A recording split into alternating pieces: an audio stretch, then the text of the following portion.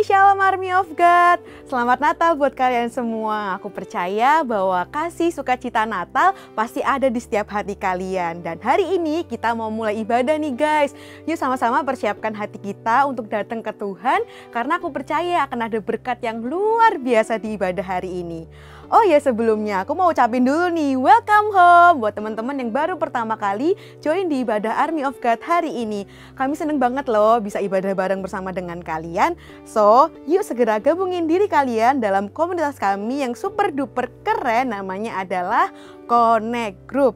Nah, buat tahu informasi lebih lanjut, silahkan follow Instagram kami dengan nama GMS Semarang. Dan jangan lupa subscribe channel YouTube kami dengan nama GMS Jawa Tengah DIY. Nah, buat teman-teman yang punya beban, pergumulan, rindu untuk didoakan, nggak usah sungkan untuk hubungi kami di nomor 08222 30390. Lalu persembahan bisa diberikan secara transfer atau scan QR Code sebagai berikut. Oke, sebelum mulai ibadah, yuk sama-sama kita berdoa dan persiapkan hati kita guys. Tuhan Yesus, hari ini kami rindukan berkat-Mu, kami rindukan hadirat-Mu Tuhan. Berkati ibadah kami dari awal, pertengahan, hingga akhirnya Tuhan. Persiapkan juga tanah hati kami untuk bisa disirami dengan firman-Mu. Di dalam nama Tuhan Yesus Kristus, haleluya, amin. Selamat beribadah guys. Ini tahun di mana Roh Kudus mau upgrade Anda punya status, fungsinya sebagai mitranya. Tuhan ingin kita bertumbuh bersama-sama. Carilah orang yang available untuk sepakat dalam perkara benar dengan diri Anda. Tuhan akan mengirim kepadamu orang-orang yang tanpa wajah, tanpa nama untuk menguatkan Anda. Jawaban kadang-kadang muncul dari tempat tak terduga. Bangun teamwork aja dengan Roh Kudus dulu, lalu bangun tim-tim dalam kehidupan kita dan dalam takut akan Tuhan. Percayalah, breakthrough, terobosan itu akan terjadi bukan dari pedangmu. Tahun ini mari kita percepat diri. Quick to listen, cepat untuk mendengar, lambat untuk berkata-kata, cepat untuk taat, lambat. Atau bahkan kalau bisa jangan berbuat dosa. Satu dari kamu mengalahkan 1000 musuh itu quality, tapi Tuhan tidak berhenti di situ. 2 berlaksa-laksa. Kami mencetuskan bahwa supaya yang datang di sini bukan jadi jemaat akhirnya, tapi semua jadi murid-murid yang berbuah-buah lebat. Gereja Mawar Sharon sekali mengayunkan tombaknya, berdirilah 300 gereja. Mari kita bersatu. Mari kita akselerasi. Sampai 2030 300 gereja ini benar-benar terjadi. Shalom Army of God. Merry Christmas. Siapa puji Tuhan hari ini? Amin. Yang siap sorakan haleluya. Come on. Come on, come on, come on.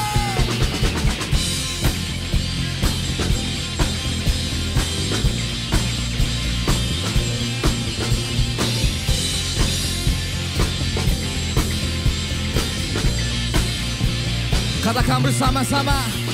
Dari pula dan pendua, terdengar selalu terus lagu pujian sembah bagi nama penebus.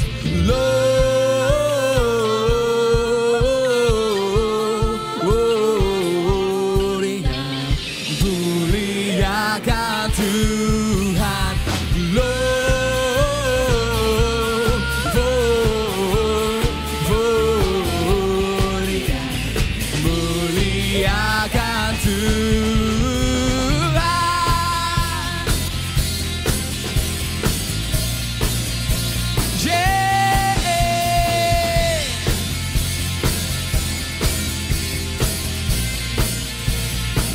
Tinggi-tinggi, tinggi-tinggi dalam surga, serta Tuhan yang kudus, tak lelah bernyanyi juga di hati. Marilah angkat tangan bersama-sama, come on!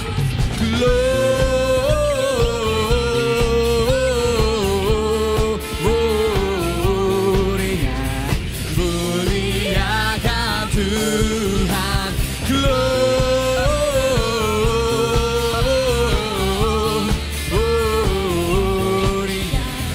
muliakan Tuhan.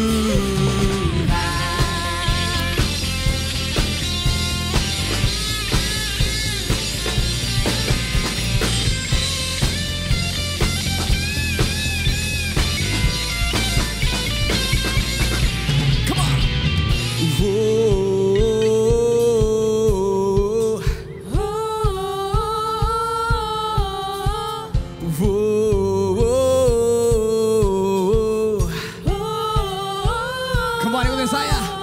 Glory bagi Dia. Glory bagi Dia. Glory bagi Dia. Glory bagi Lebih keras lagi buat Tuhan kita, amin. Glory bagi Dia. Oh, glory bagi Dia. Come on, oh, glory bagi Dia. Glory, glory bagi Dia.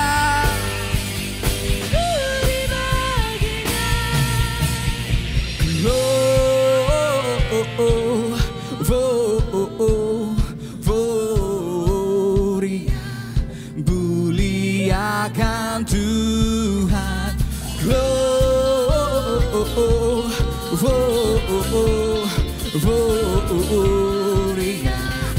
muliakan Tuhan.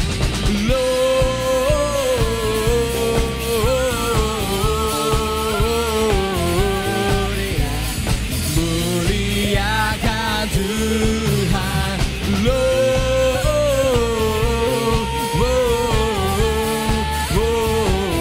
Gloria, muliakan Tuhan. Yeah, glory bagi Dia. Glory bagi Dia. Glory bagi Dia. Glory bagi Dia. Glory bagi Dia. Glory bagi Dia. Glory bagi Dia. Singing again. Glory bagi Dia.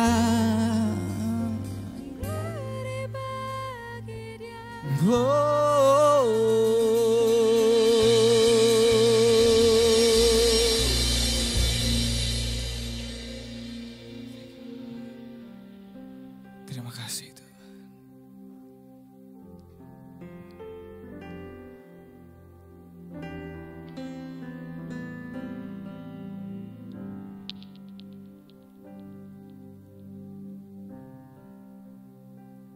Thank you Lord.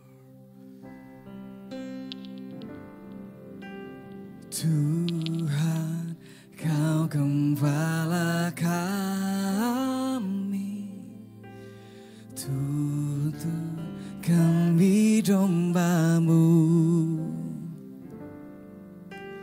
Berilah kami menikmati hikmat pengorbanan-Mu. Tuhan Yesus, Juru Selamat, kami ini milik-Mu. Tuhan Yesus, Juru Selamat, kami ini milik-Mu.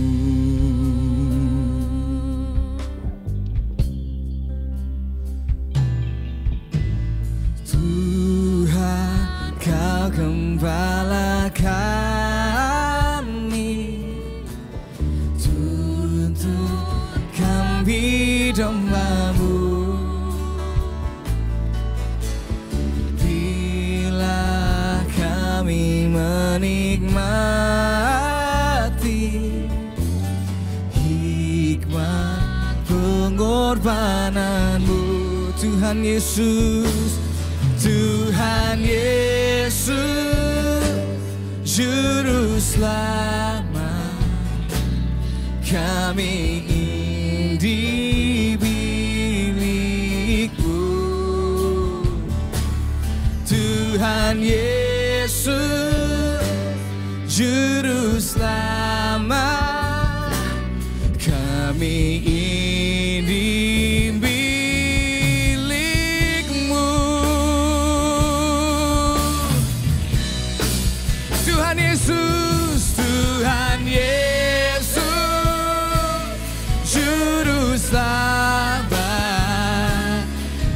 kami ini milik-Mu.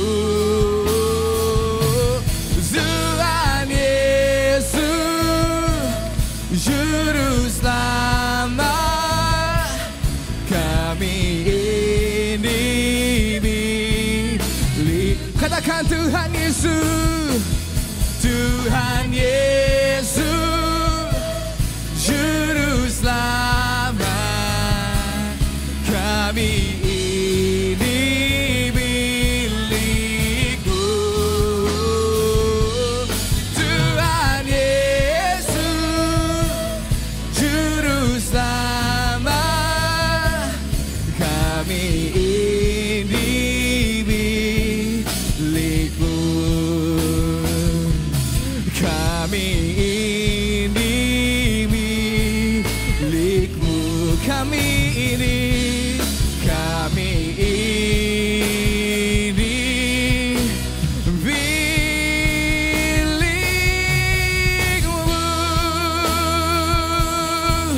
Oh, kami ini milik-Mu Tuhan. Tuntun setia kami, tuntun setia kami Tuhan. Oh, pimpin kami ke padang yang berumput hijau. Oh, ke air yang tenang Tuhan.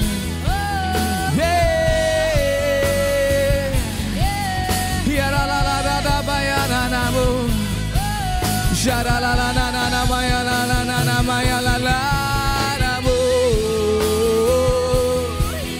Shara la la la la maya la la la maya la. Shara la la la la la la la maya la la la la maya la la namu.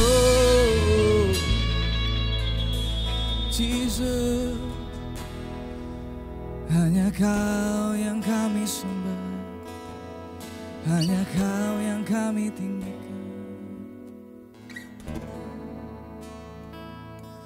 Sembah dan puji Dia, sembah dan puji Dia, sembah dan puji Dia, Raja.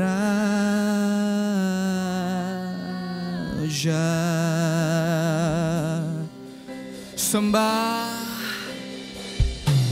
sembah dan puji Dia, sembah, sembah dan puji Dia. Kami sembah Kau Tuhan. Sembah dan puji Dia, Raja.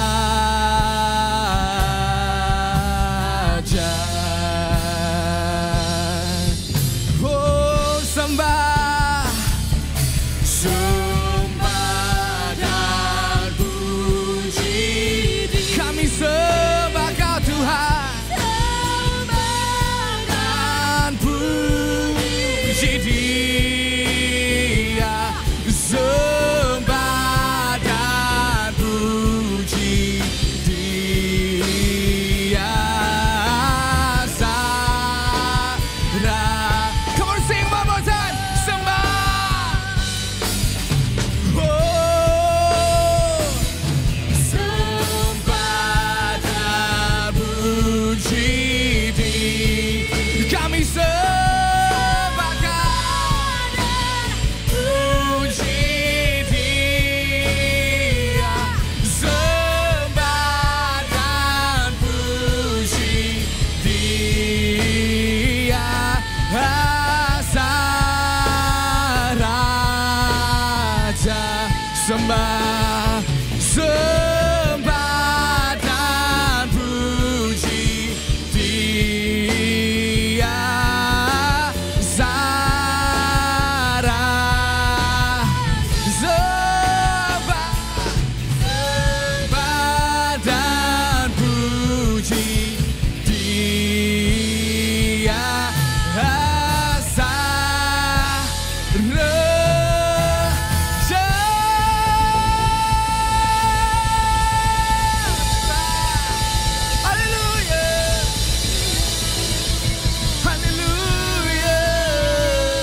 Shalom Jemaat AOG, dimanapun kalian berada, Pastor Bernard yakin bahwa penyertaan dan anugerah Tuhan senantiasa ada dalam hidup kita.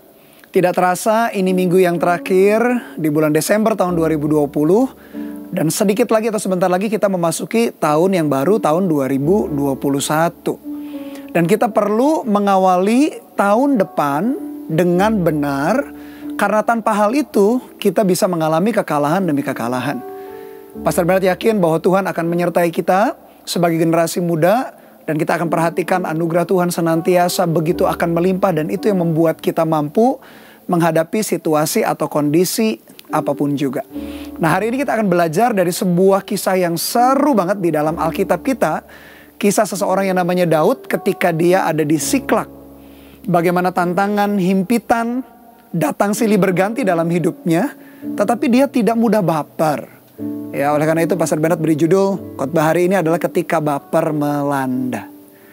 1 Samuel 30. Mari kita lihat Alkitab kita ayat yang pertama sampai ayat yang ke-8. Ketika Daud serta orang-orangnya sampai ke Siklak pada hari yang ketiga, orang Amalek telah menyerbu tanah Negeb dan Siklak. Siklak telah dikalahkan oleh mereka dan dibakar habis. Perempuan-perempuan dan semua orang yang ada di sana, tua dan muda, telah ditawan mereka dengan tidak membunuh seorang pun. Mereka menggiring sekaliannya, kemudian meneruskan perjalanannya. Ketika Daud dan orang-orangnya sampai ke kota itu, tampaklah kota itu terbakar habis. Istri mereka serta anak mereka yang laki-laki dan perempuan telah ditawan. Lalu menangislah Daud dan rakyat yang bersama-sama dengan dia itu dengan nyaring, sampai mereka tidak kuat lagi menangis. Juga kedua istri Daud ditawan, yakni Ahinoam perempuan Yisrael dan Abigail bekas istri Nabal orang Karmel itu. Dan Daud sangat terjepit karena rakyat mengatakan hendak melempari dia dengan batu. Seluruh rakyat itu telah pedih hati masing-masing karena anaknya laki-laki dan perempuan. Tetapi Daud menguatkan kepercayaannya kepada Tuhan Allahnya. Lalu Daud memberi perintah kepada Imam Abiatar bin Ahimelek, bawalah efod itu kepadaku. Maka Abiatar membawa efod itu kepada Daud. Ayat 8 yang terakhir, kemudian bertanyalah Daud kepada Tuhan. Katanya, haruskah aku mengejar gerombolan itu? Akan dapatkah mereka kususul? Dan ia berfirman kepadanya, kejarlah. Sebab sesungguhnya engkau akan dapat menyusul mereka dan melepaskan para tawanan.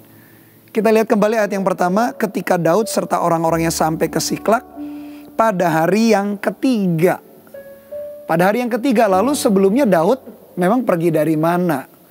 Kalau kita baca pasal-pasal sebelumnya, diceritakan memang Daud harus melarikan diri, menyelamatkan diri dari kejaran Saul yang ingin membunuhnya. Kita masih ingat cerita kisah mengenai itu. Perjuangan Daud luar biasa berat. Dia harus berlari dari satu tempat ke tempat lain hanya untuk menyelamatkan nyawanya. Karena Saul begitu benci, bukan karena kejahatan Daud, tapi justru karena Daud mengalahkan Goliat raksasa itu. Dan Daud akhirnya dipuja-puja banyak orang. Disitulah Saul iri dan mulai mengejar Daud, ingin membunuh. Sehingga Daud harus kabur. Dan sebelum dia kembali ke Siklak, Daud itu baru saja siap-siap berperang. Akhirnya Daud join kepada pasukan Filistin dan hendak berperang dengan bangsa Israel. Posisi yang gak mudah, Daud harus melawan bangsanya sendiri. Mungkin kita berpikir, oh kalau gitu Daud pengkhianat dong. Masa dia menyeberang ke bangsa musuh dan mau mengalahkan bangsanya sendiri. Posisi Daud sangat terjepit. Dia perlu menyelamatkan nyawanya sendiri. Bahkan bangsanya, rajanya tidak peduli, Raja Saul tidak peduli. Bahkan yang Raja Saul inginkan adalah membunuh Daud. Bayangkan Daud harus, bahkan di satu kisah dia harus pura-pura gila hanya untuk menyelamatkan nyawanya. Ketika dia berhadapan, dia bergabung dengan tentara Filistin dan mau berperang dengan bangsa Israel. Ternyata pemimpin atau Raja Filistin itu akhirnya tidak mengizinkan Daud berperang. Karena dia takut Daud menusuk dari belakang atau mengkhianati. Akhirnya Daud tidak boleh berperang dan keluar dari pasukan Filistin. Baru kembali ke Siklak 3 hari kemudian. Kayaknya kebetulan. Tapi kalau kita melihat, ternyata Tuhan memang meluputkan Daud untuk tidak berperang dengan bangsanya sendiri. Kalau kita membayangkan Daud, kalau betul-betul berperang dengan bangsa Israel, dengan bangsanya sendiri, Pasti Daud pun tidak enak di dalam hati. Pasti ada gejolak batin. Bukan sungkan ya. Namanya bunuh-membunuh, perang itu bukan lagi sungkan. Tapi pasti tidak enak, ada tuduhan di dalam batinnya. Dan menyerang bangsanya sendiri, menyerang rajanya sendiri. Bagaimana mungkin dia bisa mengkhianati bangsanya? Tapi bukankah Tuhan itu unik? Tuhan adalah pribadi yang meluputkan Daud sehingga tidak perlu dia mengalami peperangan yang tidak seharusnya dia hadapi. Diluputkannya demikian rupa, dia akhirnya kembali ke Siklak. Siklak itu adalah markas besarnya Daud. Siklak itu rumahnya Daud bersama dengan pasukannya. Kotanya Daud. Ada peribahasa berkata, ketika dia lolos dari kandang singa istilahnya, dia tidak jadi berperang, masuk ke mulut buaya. Ternyata di Siklak, bukan dia santai, bukan dia akhirnya bisa istirahat karena gak jadi berperang. Lalu mungkin bisa bermain dengan anak-anaknya, bisa melihat mungkin ternaknya yang dia pelihara di kota Siklak itu bersama dengan pasukannya. Bukan santai, tetapi malah di Siklak itu dia menemui masalah yang berikutnya. Lolos dari kandang singa, istilahnya tidak jadi berperang dengan bangsanya sendiri, masuk ke mulut buaya. Masalah datang silih berganti. Sebagai generasi muda, masalah juga bisa datang dalam hidup kita. Bukan hanya karena kita anak Tuhan, kemudian kita kebal dengan masalah. Masalah datang, yang satu belum selesai, atau yang satu sudah selesai, baru saja selesai. Sudah dijemput, atau sudah masuk masalah-masalah yang lain. Kayaknya hidup kita, meskipun jadi anak-anak Tuhan, orang Kristen, kayaknya tetap masalah itu datang silih berganti. Demikian juga dengan Daud. Bahkan ketika dia masuk ke kota Siklak, dikatakan dalam ayat pertama, orang Amalek telah menyerbu tanah Negeb dan Siklak.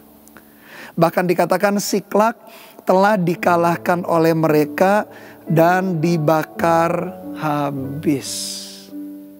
Saya membayangkan ketika dari kejauhan, kepulan asap hitam tebal dari seluruh kota Siklak itu membumbung tinggi. Daud ketika datang masuk ke kota itu pasti dia deg-degan. Apa yang terjadi? Kebakaran kah? Ada orang salah bakar sampah kah? Atau ada kecelakaan apa dalam kotanya? Tapi ternyata dia mendapati berita yang lebih menggemparkan. Bangsa musuh, bangsa Amalek telah mengalahkan kotanya.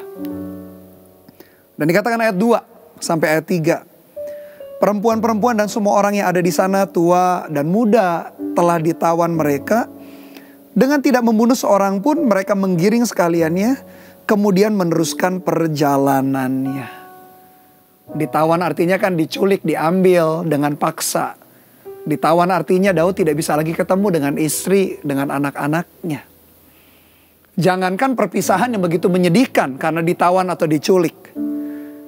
Kalau kita punya teman, punya sahabat, lalu teman kita pindah luar kota karena orang tuanya mungkin pekerjaannya pindah. Atau teman sahabat kita pindah luar pulau atau luar negeri karena kuliah atau melanjutkan studi yang lebih tinggi. Kita sebagai teman dan sahabatnya sedih kan kehilangan seseorang. Itu aja kehilangannya tanda petik masih baik-baik. Maksudnya adalah dia pergi untuk melanjutkan kehidupan, melanjutkan studi yang memang membangun hidupnya. Nah kalau kita bayangkan Daud, bukan lagi kehilangan karena orang tuanya atau anak atau istrinya itu jalan-jalan, piknik tamasya. Tapi ditawan, diculik. Gak jelas nasibnya. Bahkan ketika kejadian itu terjadi, pasti pikiran Daud kemana-mana. Waduh, jangan-jangan istriku begini, jangan-jangan anakku begini, jangan-jangan hartaku begini. Pikiran itu pasti bermunculan, berkecamuk di dalam hidupnya Daud. Daud bisa aja baper waktu itu. Dia baru saja pulang gak jadi berperang, masuk istri sama anak-anaknya sudah gak ada, ditawan. Perpisahan yang baik-baik saja menyedihkan. Perpisahan yang baik-baik saja membuat kita gak mudah menghadapinya kan. Contoh misalnya tadi teman sahabat yang pindah luar kota atau luar pulau. Atau bahkan yang lebih menyedihkan daripada itu adalah ketika kita ditinggal mati atau ada seorang yang meninggal, entah orang tua kita atau sahabat kita, mereka meninggal dunia. Pasti perasaannya gak mudah. Apalagi juga Daud, keluarganya ditawan, diculik. Dan bangsa Amalek itu terkenal bangsa yang kejam, bangsa yang sangat jahat. Mereka gak segan-segan menyakiti orang. Mereka gak segan-segan membunuh bahkan. Bayangkan teman-teman, bayangkan jemaat AOG. Bagaimana tekanan yang dihadapi oleh Daud. Daud bisa saja menyerah. Dia berpikir, sudahlah matilah aku, mampuslah. Gak punya masa depan lagi. Gak bisa melihat sesuatu yang baik. Dia bisa izinkan perasaannya menguasai. Dia bisa baperan waktu itu. Tapi kita perhatikan ternyata dia tidak mengambil keputusan yang kayak begitu. Bahkan dikatakan ayat yang ketiga. Ketika Daud dan orang-orangnya sampai ke kota itu, tampaklah kota itu terbakar habis. Dan istri mereka serta anak mereka yang laki-laki dan perempuan telah ditawan. Bukan hanya anak istrinya ditawan, bukannya Daud ya. Semua rakyatnya juga yang tadi berperang, ketika pulang anak-anak mereka, istri-istri mereka juga ikut ditawan. Semuanya pokoknya habis, kosong itu kota. Bahkan kota itu gak dibiarkan hanya kosong, dibakar habis. Berarti rumahnya Daud pun ikut terbakar. Bayangkan orang-orang yang dekat dengan dia diculik, ditawan.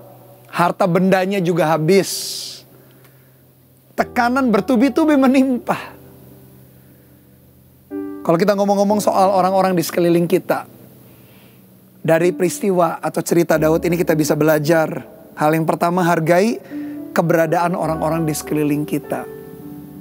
Entah itu orang tua kita, entah itu sahabat kita, entah itu pemimpin rohani kita, entah itu teman CG kita, teman sekolah, teman kampus kita. Hargai keberadaan mereka, karena gak selamanya loh mereka ada dengan kita. Satu saat kita akan berpisah dengan mereka. Entah karena pindah keluar kota, luar pulau, atau luar negeri hanya untuk pendidikan, untuk bekerja. Atau satu saat kita semua jadi besar, menikah satu saat. Atau mungkin karena meninggal dunia. Dari peristiwanya Daud di kota Siklak ketika dia kehilangan anak-anak dan istri. Kita belajar hargai keberadaan orang-orang di sekeliling kita. Apa yang kita lakukan sepanjang tahun 2020?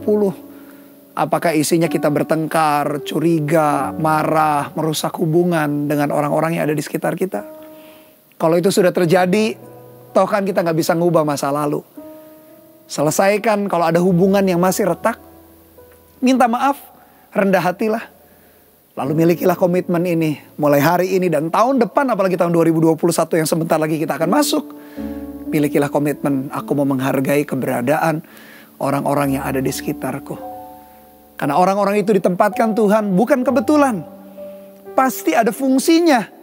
Mereka kepada kita, demikian juga sebaliknya. Kita berfungsi untuk mereka, untuk kebaikan mereka. Jadi mari, ayo hargai keberadaan orang-orang di sekeliling kita. Dari peristiwa orang-orang yang ditawan itu, yang kedua, kita belajar untuk menguasai perasaan kita. Sehingga tidak terhanyut kepada hal-hal yang kontraproduktif atau yang tidak produktif atau sebaliknya yang menghancurkan. Jangan terlalu terhanyut dengan perasaan yang demikian, perasaan negatif, apalagi menyalahkan keadaan, menyalahkan Tuhan, menyalahkan kondisi, bahkan menyalahkan diri sendiri. Mengevaluasi diri sendiri harus. Tapi juga jangan menyalahkan atau menghakimi diri sendiri. Itu akan menghancurkan kita. Daud dalam kondisi yang gak mudah waktu itu. Tapi dia kuasai perasaannya. Sehingga dia tidak baperan. Dia menguasai keadaan hatinya. Dan tidak hanya berhenti sampai di situ. Tadi akhirnya dia melihat rumahnya pun terbakar, kotanya pun terbakar, harta bendanya pun habis. Begitu tertekan, begitu masalahnya begitu besar, huge apa yang Daud hadapi. Pikiran dan hatinya berkecamuk, memikirkan jadi apa itu anaknya, diapain ya istriku. Belum lagi hartanya, dia gak bisa lagi mengandalkan apapun dalam hidupnya. Seolah-olah habislah Daud. Hartanya habis, hubungannya, orang-orang dekat dengan dia pun tidak ada. Kayaknya tidak ada sesuatu yang bisa dia andalkan dalam hidupnya. Tapi kita perhatikan, justru disitulah kunci bagaimana Daud meresponi dengan benar. Dan Pastor Bernard berharap kalian sebagai generasi muda pun meresponi hal-hal yang kita hadapi dengan tepat, dengan bijaksana, dan tidak sembarangan. Kita harus meyakini 1 Korintus 10 ayat 13 berkata demikian. Pencobaan-pencobaan yang kamu alami ialah pencobaan-pencobaan biasa yang tidak melebihi kekuatan manusia. Sebab Allah setia dan karena itu Ia tidak akan membiarkan kamu dicobai melampaui kekuatanmu. Pada waktu kamu dicobai, Ia akan memberikan kepadamu jalan keluar sehingga kamu dapat menanggungnya. Jemaat AOG, generasi muda, Tuhan seringkali izinkan masalah tantangan itu terjadi. Kadang-kala Dia nggak ambil masalah itu. Kalau Tuhan nggak ambil berarti apakah Tuhan jahat? Enggak. Kenapa Tuhan tidak membuat kita terhindar daripada masalah-masalah itu? Ada masalah-masalah yang memang karena kesalahan kita. Kecerobohan kita, ketidakdisiplinan kita, dosa kita. Sehingga kita bertemu dengan masalah itu. Tapi tahu ke generasi muda, ada masalah-masalah yang meskipun kita sudah benar, sudah jaga-jaga, tidak berbuat dosa, tidak ceroboh, tetap disiplin. Tetap masalah Tuhan izinkan terjadi. Dan kenapa Tuhan tidak ambil ya? Justru sebaliknya. Tuhan kasih kita kekuatan supaya kita bisa menanggungnya. Jadi kalau masalah itu besar, Tuhan kasih kekuatan lebih besar daripada tekanan itu. Jadi Tuhan itu Tuhan yang setia di dalam hidup kita. Dia mengerti kekuatan kita. Sehingga yang pasti pencobaan atau tantangan dalam hidup kita tak akan pernah melebihi kekuatan diri kita sendiri. Selalu kalau kita merenung coba tahun 2020. Masalah apa saja sih yang kita hadapin? Di sekolah kita, di kampus kita. Pandemi seperti ini, di keluarga kita. Orang tua kita, kesehatannya mungkin, pekerjaannya atau keuangan. Coba kita renungkan. Ternyata benar ya masalah-masalah itu tidak ada satupun yang melampaui kekuatan kita. Kadang Tuhan gak ngambil masalah itu. Tetapi kita dibuatnya lebih kuat. Demikian juga tahun depan. Memang perjalanan masa depan adalah perjalanan yang misterius, penuh dengan misteri. Kenapa? Karena kita tidak maha tahu. Tapi percayalah, yakinilah bahwa tantangan dalam hidup kita pasti akan di bawah kekuatan kita. Karena Tuhan yang melindungi, Tuhanlah yang menjaga hidup kita. Pastor Berat merenung pasti Daud pun berkecamuk dalam hatinya. Keluarganya gak ada, harta bendanya habis. Kotanya di mana dia memimpin pun dibakar. Seolah-olah tidak ada pegangan lagi. Ayat yang keempat sampai ayat yang kelima. Lalu menangislah Daud dan rakyat yang bersama-sama dengan dia itu dengan nyaring. Respon yang alamiah bukan? Natural sekali. Mereka nangis sampai nyaring. Pastor Berat bayangkan kan waktu itu Daud seorang pemimpin punya ratusan pasukan. Minimal ada 600 pasukan. Bahkan mungkin lebih. Masih ingat cerita Gua Adulam ada 400 orang. Tak lama setelah itu jadi 600 dalam Alkitab kita dicatat. Mungkin waktu itu sudah lebih, minimal 600 lah. Pasukan Daud ketika mau berperang. Mereka pulang, mereka kaget. Lalu mereka nangis dengan suara nyaring. Semua 600 orang itu minimal nangis semua. Bayangkan suasana yang menyedihkan, memilukan. Pastor Bernard berulang kali melayani di ibadah pemakaman, ibadah penghiburan sebelum pemakaman, keluarga datang. Apalagi kalau orang yang meninggal itu betul-betul punya teladan yang baik, betul-betul dibutuhkan. Anaknya nangis, istrinya nangis, atau suaminya nangis mungkin kalau istrinya yang meninggal. Keluarga besarnya nangis, teman-teman sahabatnya nangis. Pastor Bernard kalau datang ke ibadah pemakaman atau penghiburan, hati itu kerasa bisa ikut merasakan kesedihan. Itu aja mungkin gak terlalu banyak yang hadir. Mungkin paling banyak, mungkin hanya 100 orang begitu. Biasanya di bawah 100 orang. Kecuali orang itu orang terkenal atau orang punya banyak koneksi, mungkin bisa lebih daripada ratusan orang. Tapi itu saja suasananya sudah haru biru. Sudah memilukan. Ketika melihat mereka itu rasanya tersayat-sayat hatinya Pastor Bernard. Meskipun mungkin Pastor Bernard bukan bagian keluarga secara jasmani. Pastor Bernard bayangkan ini bukan hanya 100, 600 orang. Wah, mereka nangis bersama-sama. Dengan suara nyaring karena kota mereka habis, rumah mereka habis. Keluarga mereka gak tahu, gak jelas kemana. Gak jelas masih hidup atau tidak. Bahkan dalam ayat 4b dikatakan sampai mereka tidak kuat lagi menangis. Gak kuat lagi, gak bisa lagi netes air mata. Pernah gak dalam hidup kita, anak-anak muda? Saking masalahnya besar, sudah kita nangis, sudah kita curhat. Kayaknya masih ganjal. Masalahnya belum selesai. Tantangannya begitu besar. Sampai kita bingung lagi. Mau nangis pun kayaknya air mata sudah habis. Kayaknya sudah gak kuat. Meskipun nangis adalah salah satu juga karunia yang Tuhan berikan untuk kita bisa mengungkapkan emosi kesedihan kita. Kadang gembira juga bisa nangis sih. Cuma sampai satu titik ya. Kadangkala bahkan hidup kita pun rasanya gak bisa nanggung itu semua. Kita percaya atau tidak? Di titik-titik yang bahkan air mata kita pun gak bisa netes. Bahkan kita pun gak bisa lagi ngomong berdoa. Bingung mau ngomong lagi apa. Semua curhatan kita sudah keluarkan di hadapan Tuhan. Sampai bingung mau ngomong apa lagi, mau doa apa lagi. Dari A sampai Z sudah diomongin sama Tuhan. Sudah ngomong sama Tuhan. Di dalam hati yang sedih, hati yang pedih. Bahkan kita gak tahu lagi mau ngomong apa. Bahkan nangis pun kayaknya sudah gak berdaya lagi. Tapi tahu gak generasi muda? Tuhan itu gak pernah tinggalkan kita loh. Dia ada. Dia ngerti kita manusia ini terbatas. Bahkan bukan hanya nangis sampai nyaring. Sampai mereka tidak kuat lagi menangis. Jadi bisa bayangkan ya. Tekanan yang begitu rupa dalam hati. Ditekan begitu. Ayat yang kelima juga kedua istri Daud ditawan. Yakni Ahinoam perempuan Israel. Dan Abigail bekas istri Nabal orang Karmel itu. Suasana yang memilukan, yang menyedihkan. Seluruh kota menangis sampai mereka tidak bisa menangis lagi. Apakah sudah berhenti? Titik klimaks atau puncaknya masalah Daud. Hatinya harusnya baper nih Daud. Harusnya dia berpikir yang tidak-tidak mengenai Tuhan. Tapi ternyata belum sampai klimaksnya loh. Mari kita lihat ayat yang ke-6. Dikatakan dan Daud sangat terjepit. Karena rakyat mengatakan hendak melempari dia dengan batu. Seluruh rakyat itu telah pedih hati. Masing-masing karena anaknya laki-laki dan perempuan. Daud sebagai pemimpin. Rakyat yang ratusan orang itu tadi ada minimal 600 orang. Mungkin lebih dari 600. Karena 600 adalah jumlah pasukannya Daud. Mereka sudah siap-siap.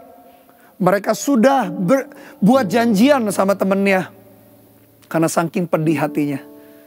Mereka sudah atur. Mereka sudah siap-siap tunduk ke bawah. Ambil batu yang mereka temui di jalan. Atau di manalah. Mereka sudah siap dengan tangan yang menggenggam batu. Dan satu saja yang mereka fokuskan, target mereka hanya satu. Yaitu pemimpin mereka sendiri yang namanya Daud. Saya bisa bayangkan, Pastor Bernard bayangkan. Daud bukan hanya kehilangan orang yang dicintai, kehilangan rumahnya, kehilangan kotanya. Daud pun merasa dihianati atau ditusuk dari belakang. Meskipun mereka ngelempar batu mungkin dari depan. Bayangkan, harusnya fair dong, sama-sama kehilangan. Sama-sama jadi korban. Ya jangan cari kambing hitam dong. Kambing hitam itu orang yang disalahkan dong. Kalau mau fair. Kan bukan karena Daud. Kan bukan juga karena Daud yang salah. Atau Daud yang berbuat jahat sama rakyatnya. Daud pun juga jadi korban. Sebagai pemimpin lagi. Daud diperlakukan tidak adil. Ratusan orang siap melempari dengan batu. Dan karena dikelilingi oleh pahlawan-pahlawan itu. Lemparan batu mereka pasti lemparan yang keras, pasti lemparan yang akurat. Sama seperti Goliat dikalahkan Daud hanya dengan satu batu licin saja. Bum, masuk ke dahinya. Itu 600 tentara siap lemparin batu, mungkin targetnya kepala, semua kepalanya Daud. Biar Daud langsung saja mati binasa dilempari batu. Di sisi yang lain rakyatnya pedih hati, marah. Dan bingung meluapkan amarahnya sama siapa. Akhirnya meluapkan sama Daud. Daud pun pedih hatinya sebetulnya. Dia jadi korban keadaan. Pastor Bernard bayangkan Daud harusnya tambah baper. Tapi dia kuasai itu.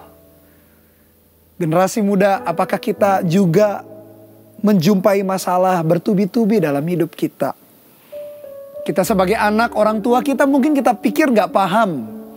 Mereka gak mengerti, mereka nuntut kita, taunya nuntut. Sekolah harus beres, kuliah IP-nya harus bagus. Bantu mereka di rumah, karena banyak kita di rumah masih di rumah juga. Mereka nuntut ini, nuntut itu, kayaknya kita gak dimengerti, kita gak dipahami. Padahal kita pun punya masalah. Mungkin baru bertengkar dengan sahabat kita, baru bertengkar dengan teman kita. Atau nilai kita jelek. Atau kita pun kehilangan sesuatu yang berharga. Kayaknya bertubi-tubi. Pastor Bernard bayangkan kondisi kalian. Mungkin mirip-mirip dengan kondisi Daud. Meskipun Daud itu betul-betul dia berhadapan dengan bahaya yang mengancam nyawanya. Mungkin tantangan kita gak seberapa kalau kita melihat hidupnya Daud. Tapi kembali Daud memberikan respon yang dengan tepat, yang dengan baik. Dia tidak sembarangan. Jadi kalau kita mengalami tantangan sepanjang tahun 2020 lalu kita berpikir kayaknya 2021 gak mungkin deh masa depanku baik-baik. Gak mungkin deh kita bisa berkemenangan. Gak mungkin deh kita bisa berjalan dalam kehendak dan rencana Tuhan. Kayaknya 2020 tuh sudah hancur. Sudah berantakan hidup kita. Dari segala macam sisi. Dengarkan baik-baik generasi muda. Gak boleh putus asa. Selalu lihat rencana dan kehendak Tuhan. Asal kita meresponi dengan tepat, dengan baik. Hari ini kisah cerita Daud di kota Siklak. Memberikan kita pelajaran penting bagaimana meresponinya. Karena ternyata meskipun orang Kristen, Daud pun ikut Tuhan sungguh-sungguh. Tak lepas dari yang namanya tantangan, masalah atau tekanan yang menghimpit. Daud pun merasakan itu. Pastor Bernard bayangkan apalagi ketika rakyatnya. Pastor Bernard membayangkan mungkin Daud melihat wajah satu persatu. Minimal 400 orang yang di Gua Adulam. Kalau kalian baca lagi kisah Daud di Gua Adulam, cikal bakal pasukan Daud juga dari situ. Ketika mereka ngambil batu mau melempari Daud dengan batu.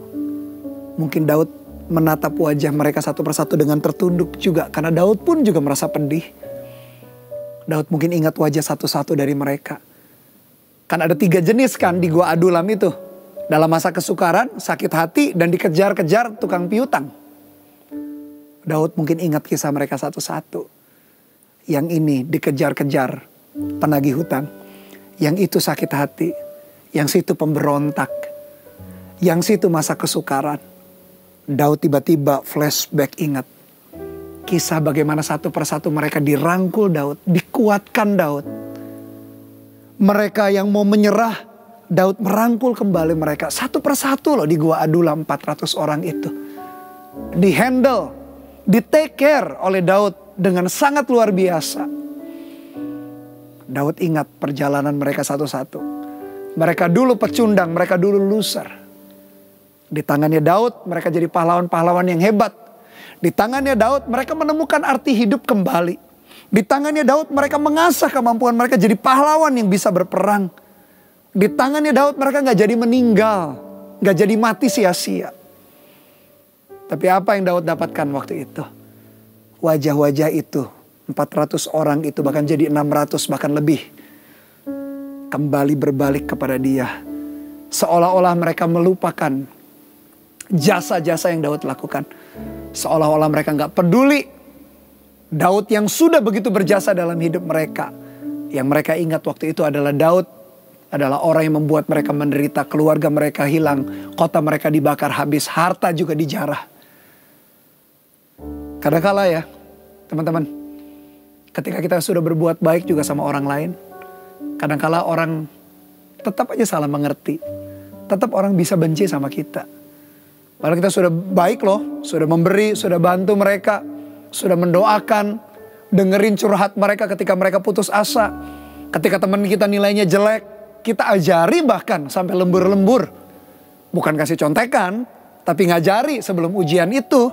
Supaya mereka juga bisa lulus ujian itu dengan baik. Kita muridkan mereka yang bertengkar dengan keluarga. Kita motivasi, kita doakan. Tapi kadangkala ya namanya manusia. Kadangkala mereka bisa lupa dengan kebaikan yang kita lakukan. Kalau itu terjadi dalam hidup kita sepanjang tahun ini, jangan sakit hati. Jangan benci sama mereka. Tuhan tetap mau pakai hidup kita untuk orang-orang di depan. Untuk orang-orang yang ada di sekitar kita. Pak sebenarnya bisa bayangkan, waduh, Daud pasti gak mudah. Hewan saja kalau kita punya hewan peliharaan, anjing lah, taruh kata atau kucing. Dia tahu kok tangan tuannya yang suka beri makan itu siapa? Hewan peliharaan kita juga tahu, setia, begitu setia. Kadang-kadang ya mereka bisa menyerang tuannya lah. Kita bisa dengar cerita atau lihat video-video hewan peliharaan manusia menyerang tuannya. Cuma kan jarang. Seorang hewan aja punya naluri, punya insting untuk menghargai. Kadang-kadang kita manusia melupakan, kadang-kadang kita menggigit tangan orang yang membantu kita. Jangan seperti itu. Selalu ingat jasa orang-orang yang membantu kita. Termasuk keluarga, termasuk orang tua kita. Termasuk orang-orang yang ada di sekeliling kita. Jangan punya sikap seperti rakyatnya Daud. Mereka marah. Nah, apakah Daud baper? Salahkan ini, salahkan itu? Gak lagi percaya sama Tuhan? Gak peduli lagi dengan Tuhan-Tuhanan? Gak peduli lagi dengan agama? Kalau hari ini gak peduli ke gereja lah, gak usah melayani lah. Gak usah bahas soal Tuhan saat teduh baca Alkitab. Kalau bahasa sekarang kita. Apakah Daud seperti itu? Ayat 6 ini kuncinya. Ketika baper melanda, ketika tantangan besar terjadi sepanjang tahun ini, apalagi kita mau masuki tahun baru, tahun ke depan, apa yang harus kita lakukan? Ini yang harus kita lakukan. Ayat 6 bagian B. Tetapi Daud menguatkan kepercayaannya kepada Tuhan Allahnya. Kata tetapi, kata sambung ini menceritakan sesuatu yang kontradiktif. Memang Daud ngalami masalah. Memang harta bendanya habis, kotanya dibakar, anak istrinya gak jelas nasibnya karena ditawan. Memang begitu, bahkan rakyat yang dibesarkan mengkhianati dia. Tapi kata sambung tetapi itu luar biasa. Menjelaskan sesuatu yang kontradiktif, sesuatu yang bertentangan. Sama dalam hidup kita.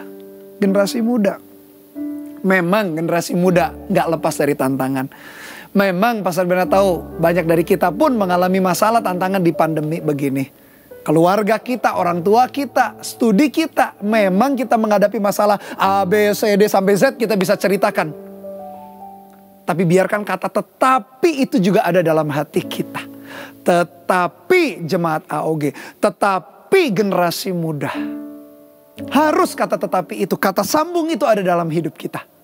Ketika kita melihat masalah, tantangan, himpitan yang menekan kita. Pengennya sih baper. Tetapi, biarkan kata tetapi juga ada dalam hati kita. Pastor Bernard berdoa dalam nama Tuhan Yesus, biar kata tetapi itu ada dalam hati kita. Dalam hati generasi muda. Tetapinya apa? Nah, tetapinya harus jelas. Tetapi Daud menguatkan kepercayaannya kepada Tuhan Allahnya. Inilah kuncinya Daud. Kenapa mengenai Daud dikatakan Daud itu adalah orang yang berkenan di hati Tuhan. Dalam kisah para rasul dikatakan David is a man after God's own heart. Karena ini loh modelnya Daud. Gaya hidupnya, cara berpikirnya. Selalu dia berlari kepada Tuhan. Dia kuatkan kepercayaannya. Bagaimana kita bisa menguatkan kepercayaan? Pastor Bernard berpikir yang pertama dengan cara kita mengingat kebaikan Tuhan di masa lalu. Selalu ada kebaikan Tuhan di masa lalu, apapun itu. Soal yang sederhana, kita bisa jalan, kita bisa lakukan aktivitas, kita bisa bernafas. Kayaknya sepele ya. Coba lihat orang yang sakit, yang gak bisa jalan, yang gak bisa megang sesuatu, yang gak bisa nafas. Nafas harus pakai ventilator, alat bantu dimasukin ke mulut. Harus pakai tabung oksigen. Kayaknya sepele ya, beraktivitas, nafas, berjalan, lompat, lari, ngangkat. Tapi kita bisa syukuri. Bagaimana kita bisa menguatkan kepercayaan kepada Tuhan? Yang pertama, ingat kebaikan Tuhan di masa lalu. Selalu ingat. Hitung berkatnya katanya setiap hari. Ingat bagaimana Tuhan meluputkan kita. Daripada tantangan masalah yang harusnya kita hancur, yang harusnya kita binasa. Bukankah dia pribadi yang setia? Selalu meluputkan kita. Ingat kebaikan Tuhan di masa lalu. Yang kedua, bagaimana menguatkan kepercayaan kepada Allah? Renungkan kembali firman Tuhan. Nah, generasi muda harus kuat dalam perenungan, bukan renungin masalah. Renunginnya firman Tuhan. Masih ingat kan? Mazmur 1 berkata, tetapi yang kesukaannya adalah Taurat Tuhan, yang merenungkan itu siang dan malam. Dia seperti pohon yang ditanam di tepi aliran air, yang merambatkan akar-akarnya ke tepi batang air, yang tidak pernah layu daunnya, berbuah pada musimnya. Dan kalimat terakhir keren abis dikatakan, apa saja yang diperbuatnya pasti berhasil. Yang kedua, bagaimana menguatkan kepercayaan kita kepada Tuhan. Renungkan firman Tuhan. Karena firman Tuhan yang kita renungkan menjadi iman yang kuat untuk kita bisa menjalani kehidupan. Renungkan, perkatakan firman itu. Mungkin kita bisa berkata, tiba-tiba ingat ayat misalkan, Tuhan turut bekerja dalam segala sesuatu untuk mendatangkan kebaikan bagi orang-orang yang mengasihi Dia. Kita bisa ingat perkataan Tuhan ketika Dia berjumpa dengan orang-orang yang sakit. Tuhan berkata, tidak ada yang mustahil bagi orang yang percaya. Katakan itu juga di dalam hati kita.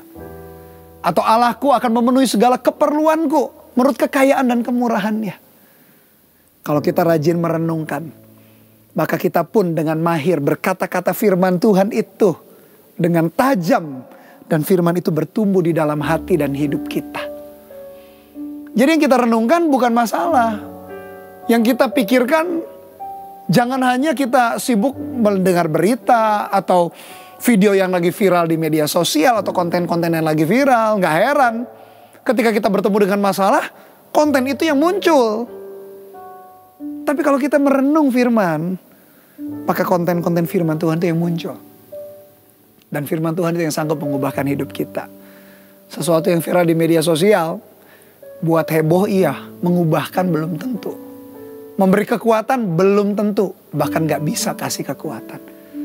Tapi firman Tuhan ketika kita renungkan, Mazmur berkata, orang yang kesukaannya Taurat Tuhan, dia seperti pohon. Kalau pohon ditanam di tepi aliran air, pasti pohon itu tumbuh subur, pasti pohon itu kuat, pasti pohon itu daunnya hijau, pasti pohon itu berbuah pada musimnya. Demikian juga kerinduan Tuhan dalam hidup kita generasi muda. Dan bagaimana kita menguatkan kepercayaan kepada Allah? Percaya saja kepada Tuhan. Jangan curiga.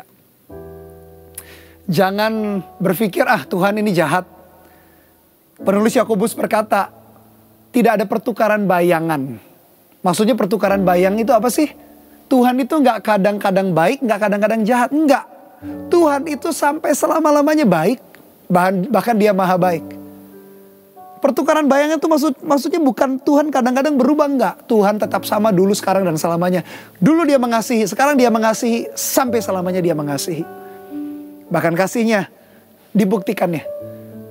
Tanda petik Dia terlanjur sudah menyerahkan nyawanya, hidupnya bagi kita semua.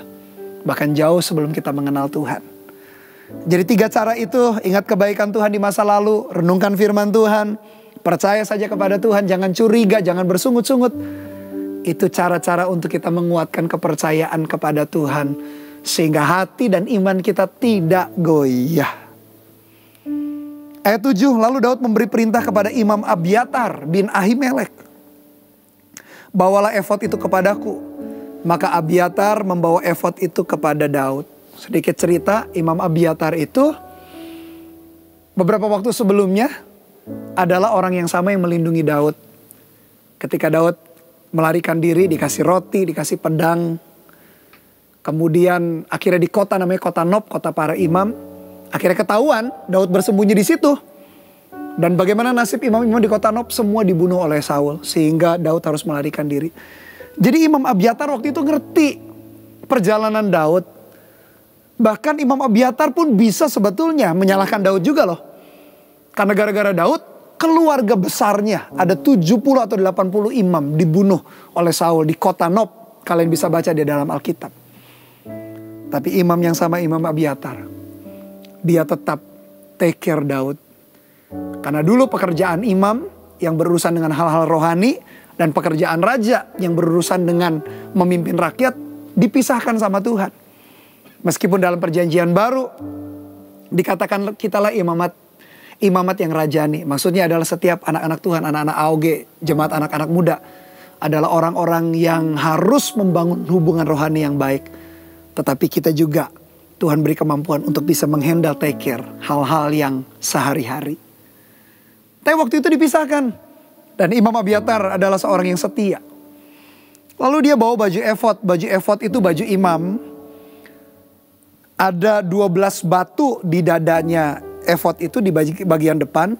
12 batu itu untuk mengingatkan imam bahwa ada 12 suku Israel yang harus selalu ada di dada. Dada itu dekat area jantung kan. Jantung itu hati, berbicara heart. Jadi seorang imam harus membawa 12 suku atau bangsa umat pilihan Allah di dalam doanya. Dan ada batu yang lain selain 12 batu itu ada namanya batu Urim dan Tumim. Itu untuk tahu kehendak Tuhan. Unik sekali sih memang di perjanjian lama Urim Tumim itu, nanti kalau Urim atau Tumimnya yang nyala, batu itu bisa nyala. Oh berarti mereka tahu Tuhan bilang iya atau tidak. Nah sekarang kan kita gak punya baju efod, gak ada batu juga. Lalu gimana cara kita tahu kehendak Tuhan? Sama saja seperti kita ketika kita mengenal seseorang. Bagaimana kita tahu itu suara seseorang? Karena kita bergaul karib dengan orang itu, bukan? Makanya kalau anak-anak muda rajin merenungkan firman, dia bisa mengerti suara Tuhan. Dan Tuhan juga berbicara dalam hati nurani kita. Pasti segala sesuatu yang tidak bertentangan dengan Alkitab yang tertulis. Tuhan juga bisa berbicara lewat khotbah, lewat nasihat seseorang yang takut akan Tuhan. Tuhan bisa berbicara lewat banyak hal. Hari ini tidak ada lagi baju efod, baju imam itu. Warnanya putih, lalu ada batu-batu di dadanya dan ada umim dengan tumim, batu yang lain. Hari ini kita gak pakai yang kayak gitu. Tapi Roh Kudus ada dalam hati kita masing-masing. Dia berbicara lewat hati nurani. Alkitab ada di tangan kita. Alkitab juga adalah firman Allah. Ada orang-orang di sekeliling kita, ada orang tua, ada teman, sahabat, pemimpin rohani. Mereka pun juga bisa nasihati kita untuk kita mendengar suara Tuhan. Jadi intinya kita bisa tetap tahu kehendak Tuhan. Ayat yang terakhir, ayat yang ke-8.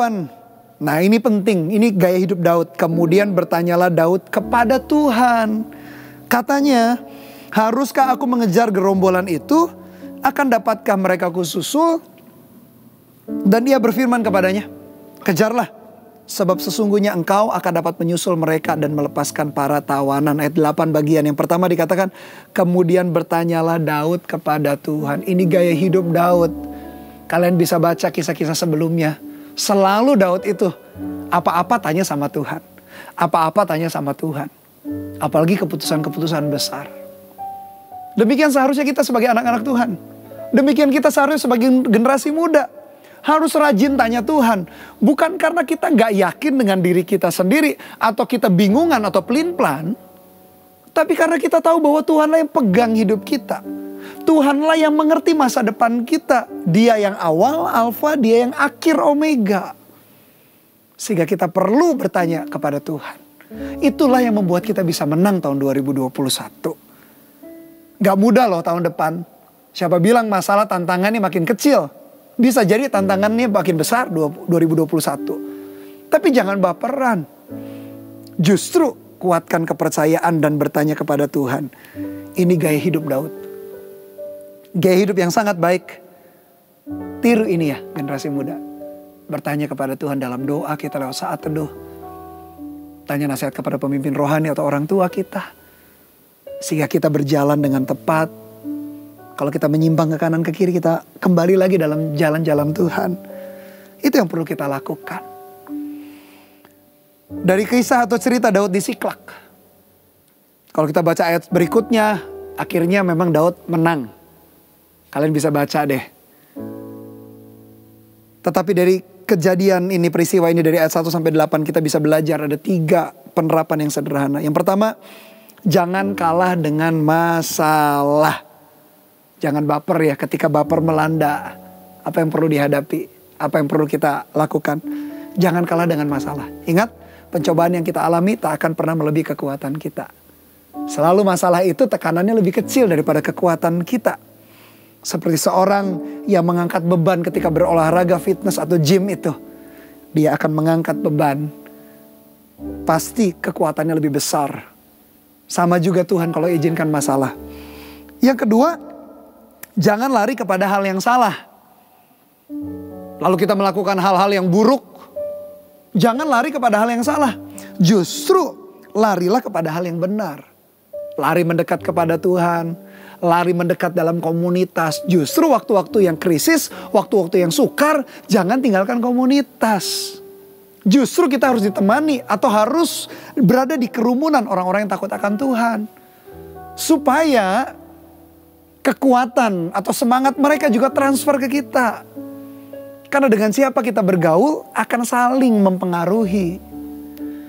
Dan yang ketiga ini yang penting, senantiasa libatkan Tuhan dalam segala hal. Jadi ketika baper melanda itu justru melibatkan Dia. Kuatkan kepercayaan kita kepada Tuhan. Seperti Daud tanya kepada Tuhan, Tuhan, haruskah aku kejar gerombolan itu? Tuhan berkata, kejar, aku memberi kemenangan. Itu yang perlu kita lakukan. Akhir tahun 2020 dengan bijaksana, dengan baik. Syukur yang sudah kita lewati, rayakan kemenangan, keberhasilan, kembalikan pujian bagi Tuhan. Belajar dari kegagalan, kesalahan kita, jangan diulangi.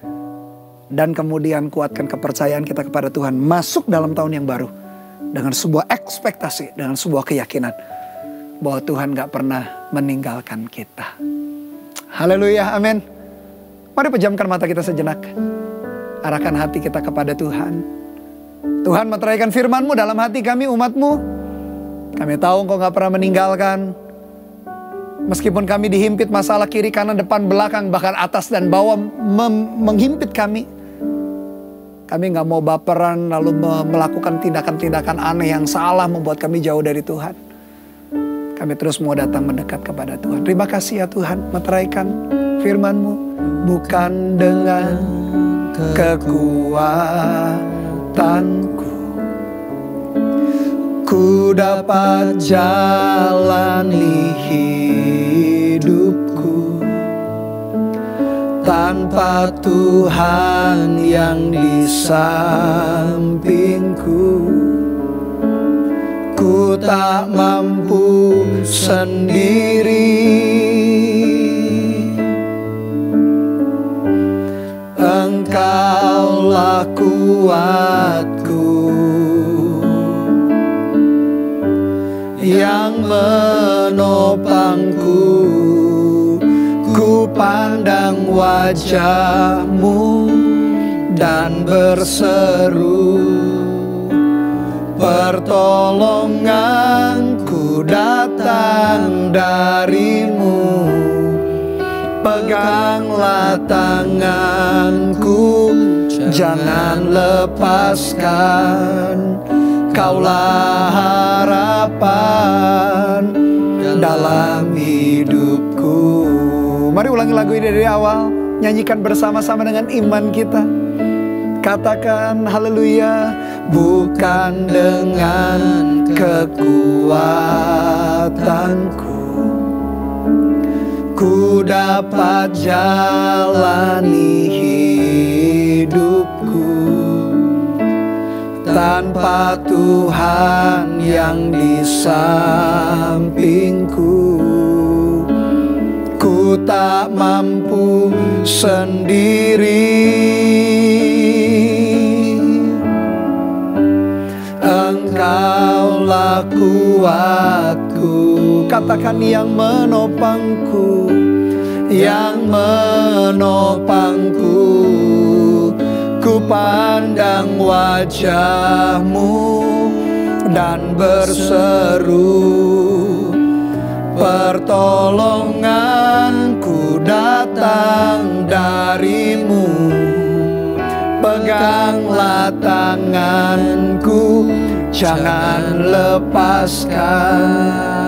Kaulah harapan dalam hidupku. Sekali lagi katakan, ku pandang wajah-Mu. Kami memandang wajah-Mu Tuhan dan berseru, haleluya Tuhan. Pertolonganku datang dari-Mu. Peganglah tanganku, jangan lepaskan.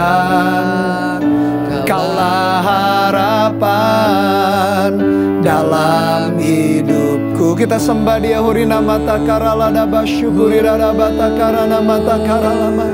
Kami kuatkan kepercayaan kami padamu Tuhan. Kami kuatkan iman kami hanya kepadamu ya Yesus Tuhan. Kiaralana masyukuralada bata kaini mete karalana matu koralana ma. Mari angkat hati kita generasi muda. Angkat suara kita, sembah Dia. Tekanan masalah bisa menghimpit kita, tapi kuatkan kepercayaan kita kepada Dia. Tuhan Allah, sumber kekuatan yang tak terbatas, akan menguatkan kita, akan memberikan kasih karunia-Nya kepada kita. Kita akan terbang dengan kekuatan seperti sayap pada burung Raja Wali, sehingga kita berjalan tak pernah lelah. Kita berlari tidak pernah menjadi lesu, karena Tuhan jadi kekuatan kita. Kiaralana masyakarabata karaladabo, kurirarabasyana mata karalanamo. Haleluya Tuhan Yesus. Kami perlu Engkau, kami perlu kekuatan-Mu, kami perlu penghiburan-Mu, kami perlu anugerah-Mu ya Tuhan. Haleluya Yesus. Terima kasih, kuatkan generasi muda-Mu ya Tuhan. Jangan ada seorang pun di antara mereka yang putus asa, menyerah dengan keadaan. Jangan seorang pun di antara mereka Tuhan hilang daripada pertandingan iman atau menyerah dari pertandingan iman. Kuatkan satu persatu umat-Mu ya Tuhan. Lawat setiap kami, setiap kegagalan. Kami belajar dari tahun ini, setiap keberhasilan tidak membuat kami sombong. Kami menatap masa depan yang cerah bersama dengan Engkau ya Tuhan. Katakan, ku pandang wajah-Mu dan berseru, pertolonganku datang dari-Mu. Peganglah tanganku, jangan lepaskan. Kaulah harapan dalam hidupku. Tetap arahkan hati kita kepada Tuhan, tetap dalam hadirat-Nya. Saya merasa banyak generasi muda merasa putus asa, menyerah, seolah-olah masa depan tidak ada lagi sesuatu yang menggairahkan, seolah-olah semua yang kita harapkan sirna. Karena masalah bertubi-tubi, apa yang kita andalkan ternyata kita lepas, kita nggak bisa lagi mengandalkan hal-hal itu atau orang-orang yang kita andalkan. Kayaknya hancur kehidupan kita. Banyak juga yang menyerah, jatuh bangun di dalam dosa, lalu berkata kayaknya Tuhan gak mengasihi, Tuhan gak peduli. Dengarkan baik-baik, Tuhan mempedulikanmu, Tuhan mengasihimu. Engkau biji mata Tuhan. Biji mata adalah area dalam tubuh seseorang yang dilindungi, yang dijagai. Demikian juga Tuhan melihat kita. Kita adalah pribadi yang berharga. Jangan menyerah. Jangan mau keluar dari pertandingan iman. Lalu berkata, Tuhan kayaknya gak mungkin deh punya masa depan. Males lah, tahun 2021 ya paling sama aja. Dengarkan janjinya, Tuhan tak pernah meninggalkan. Sama seperti Daud yang bertubi-tubi masalah demi masalah. Tapi ini yang dia lakukan. Dia menguatkan kepercayaannya dan bertanya kepada Tuhan.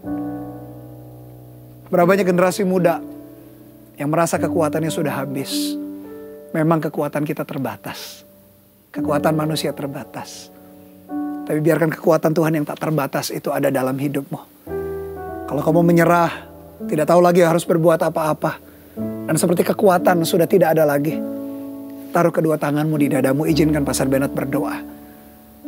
Tuhan Yesus, hambamu sebagai hamba Tuhan berdoa bagi setiap generasi muda. Kuatkan, teguhkan hati mereka ya Tuhan. Roh menyerah, bahkan mencoba bunuh diri, putus asa, aku cabut setiap intimidasi, roh maut, cabut dalam nama Tuhan Yesus.